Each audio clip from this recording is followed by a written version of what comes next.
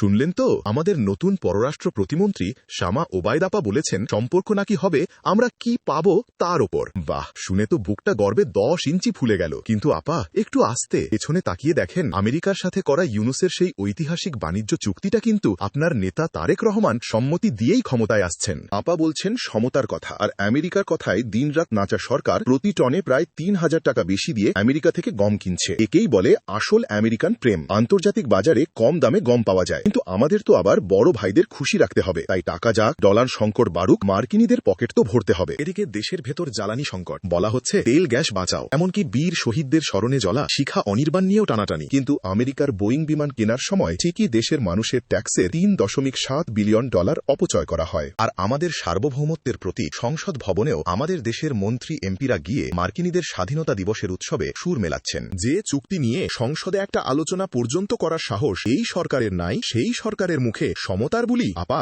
দাসগিরি আর সমতা দুইটার সংজ্ঞা কিন্তু এক না। নেক্সট টাইমে যখন বাংলাদেশ কি পাবে তার ওপর ঠিক হবে সম্পর্ক, এই রকম বাউতাবাজি কথা বলবেন, একটু নিজেদের মেরুদণ্ডটা সোজা আছে কিনা চেক করে নিয়েন।